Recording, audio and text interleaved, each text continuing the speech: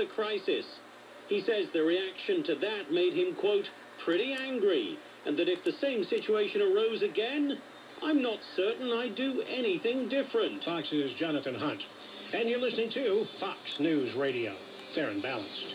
When you're in business, you want everyone to stay on the job. Western Health Advantage helps make it happen at a cost that keeps your company healthy, too. I'm Tom Sullivan with Western Health Advantage. You get a local health plan for your local business with access to over 500 primary physicians and 1,800 specialists. Western Health Advantage is a trifecta. High access, great service, and low cost. For more information, go to westernhealth.com or call them 916-563-2250. Western Health Advantage. Have more options.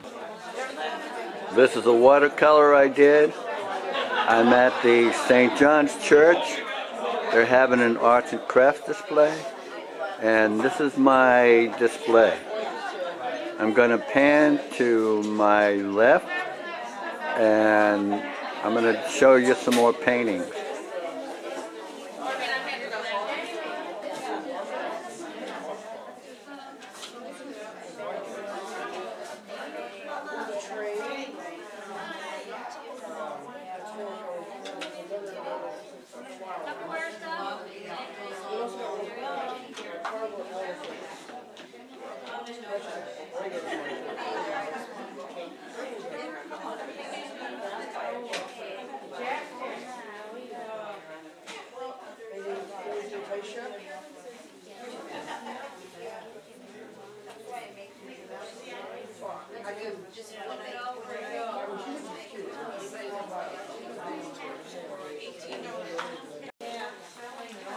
Along with these paintings, this is my eggshell carving display.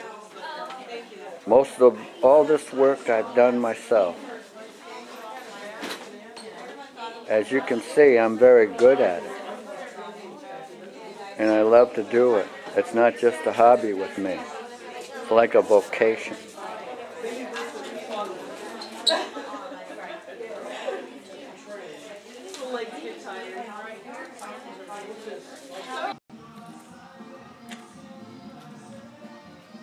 This is just further proof that Mr. Buchignani is acting surreptitiously to try to get me off of this property.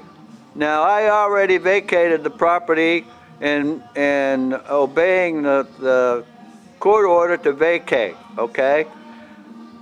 We haven't settled the issue of my maintaining a workshop here. I asked him several times to give me a lease agreement that I can continue working towards establishing a training shop where we would be training people in arts and crafts, and he's already rented to people that just want to destroy it more.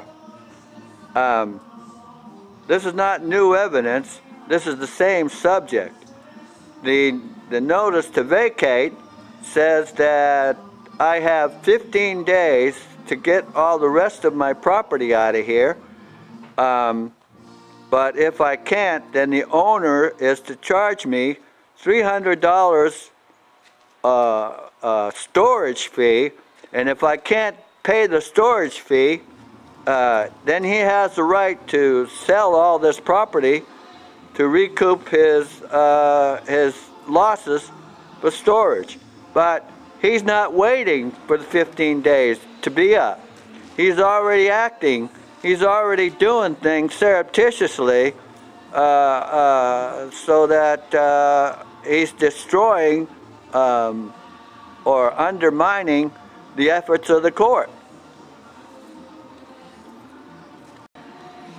This eviction notice he pinned on the door clearly states that he should maintain this property in storage for 15 days. He's not waiting the 15 days. He's moving all this stuff out of here in anticipation of my not being able to pay the money that I can pay him for storage. Now, last time I spoke to him, I said, listen, it'd be a lot easier for you to just rent this to me for a workshop, you know, and start a lease agreement so that I can continue towards working for buying the property. But, you know, he's just continuously yelling at me that I owe him money. Well, I don't owe him money. He evicted me because he couldn't claim damages because the property was uninhabitable. Well, it's commercial property and it's habitable because it has running water, it has electricity, and if he were to bring it up to code, you know, we could install a sewage system from the city. But he doesn't want to pay the money to the city to do it. Now, I'm asking for damages so that he would have to. And also, he would have to with the help of Sheffield Real Estate, because Sheffield Real Estate is advising him that he can sell the property without bringing it up to code. Now, anybody that wants to buy the property is not going to pay extra to bring the property up to code. They don't need the property that bad. This is a painting I done of a cowboy shooting the head off of a rattlesnake. I'm at Rocky's barbershop and she's allowed me to make a video of this. Thank you, Rocky.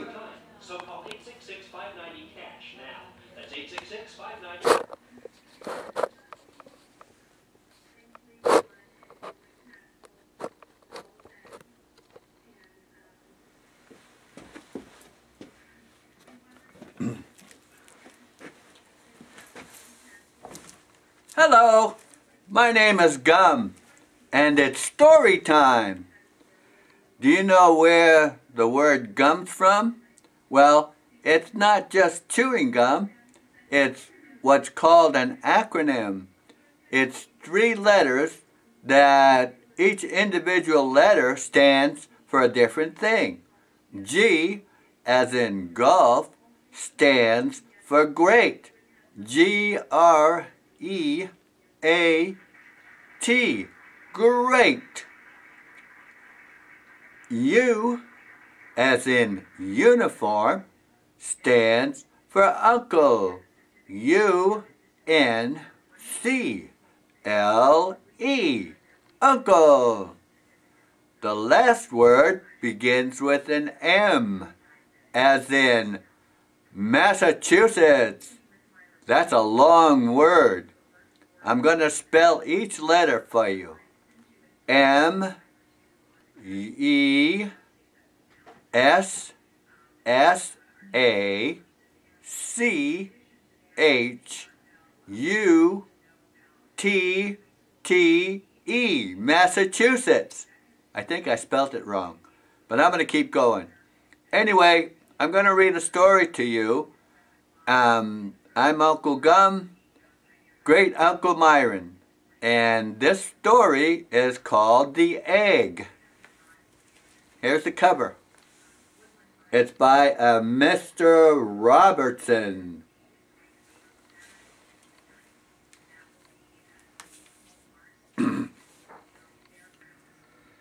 The Egg by M.P. Robertson. Look at that egg. Looks like it's falling right out of the sky, don't it? Can you see that? I'm going to hold it up real close for you. That's a big egg. George knew something wasn't right when he found more than he had bargained for under his mother's favorite chicken. Oh, look it. He looked inside that chicken coop. Look what he saw. He saw his mother's favorite chicken sitting on top of that big old egg. And he thought to himself, well, this is more than I bargained for. Anyway, let's read some more. He moved the egg to the warmth of his bedroom. For 3 days and 3 nights, he read the egg stories. Like I'm reading you this story, George read the egg stories. Imagine talking to an egg. But I guess the egg heard him. Anyway, look at how he moved that egg. he had to get a wheelbarrow. The egg is so big, he needed a wheelbarrow to move that egg. Okay, in the other picture I just showed you, he's sitting on top of the egg that's sitting on top of the bed. Look at this picture.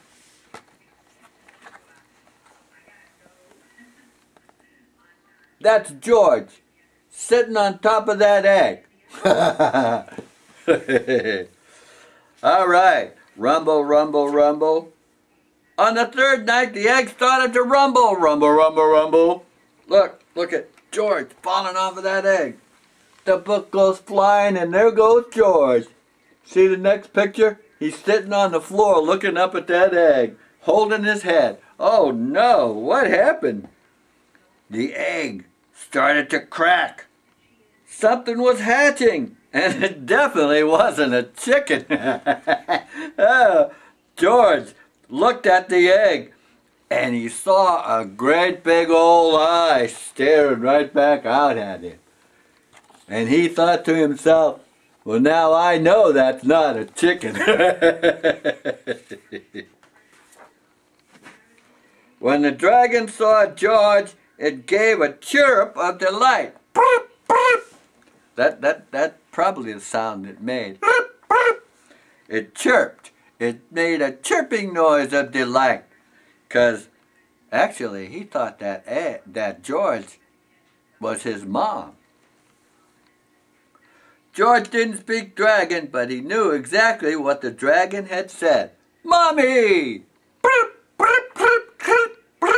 I can't make that noise very well, can I? Anyway, the dragon spoke to him just like he thought George was his mommy.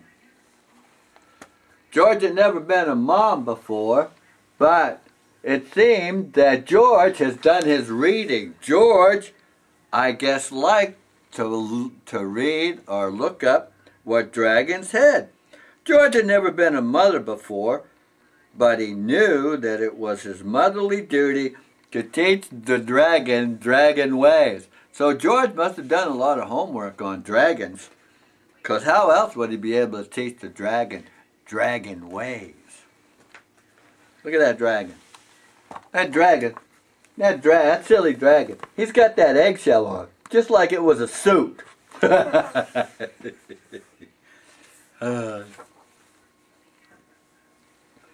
The first lesson he taught that dragon was the fine art of flying. You know how you find a bird and you nurse that bird back to health?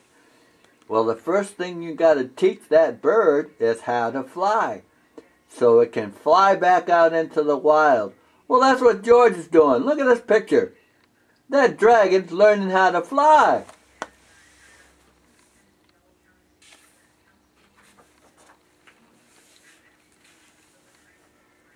Well, George knew that dragons were able to breathe fire.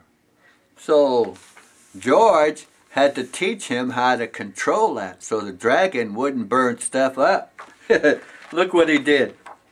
George took a hot dog and he held the hot dog there out on the stick to teach that dragon how to use the fire, because he was a fire-breathing dragon. And that dragon roasted that hot dog for George. The third lesson was how to distress a damsel. Now, I think George is kind of going the wrong way here. I don't think he should have taught that dragon how to do that. Because look, he's got that poor girl tied up on a pole, and that dragon is coming right at her. She must be really scared.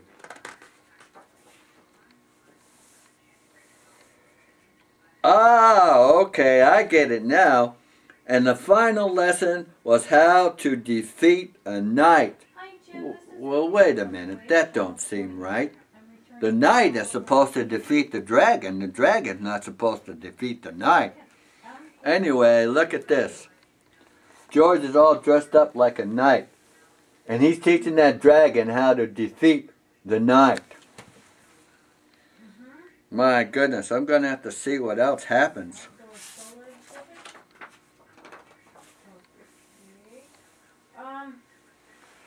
every evening, as all good mothers should, George read the dragon a bedtime story. One night, as he read from a book of dragon tales, the dragon looked longingly at the picture. A sizzling tear rolled down his scaly cheek. The dragon was lonely. He was missing his own kind. The poor dragon, he began to know what he was and that other dragons weren't around. And he got lonely to see other dragons or to be with other dragons. The next morning, the dragon had gone. George was very sad. He thought he would never see his dragon again. But 7 nights later, he was woken by the beating of wings. Excitedly, he pulled back the curtains. There, perched in the tree, was the dragon.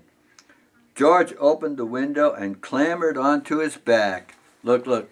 George was so happy to see the dragon that he come out of his window and climbed on the dragon's back. And look at, they're flying off together. Well, where are they going in the middle of the night? You see that cat?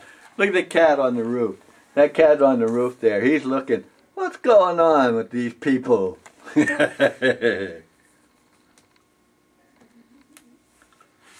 Hi, Rick. This is Anita from Wave. They soared into the night, chasing the moon around the world, over oceans and mountains and cities.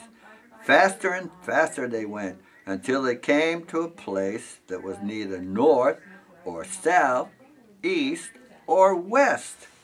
Now, where were they? Because if they wasn't south, if they wasn't north, or they wasn't east or west, where were they? They swooped down through the clouds into a cave that gaped like a dragon's jaws. This was the place where dragons lived. The dragon gave a roar of delight. He was home at last. So the dragon came and got George. Look, the dragon came and got George and flew George to where all the other dragons were. And then the dragon came down into a cave and he showed George all his friend dragons. Look at all those dragons. George is saying hello to all those dragons. Isn't that nice? George hugged his dragon tight, and the dragon gave a roar. George didn't speak dragon, but he knew exactly what the dragon had said. Herp, herp. Thank you, George. I love you too. Look, look. And that's the end of the story. I'll be reading you another story soon. My name is Gum, Great Uncle Myron. Goodbye.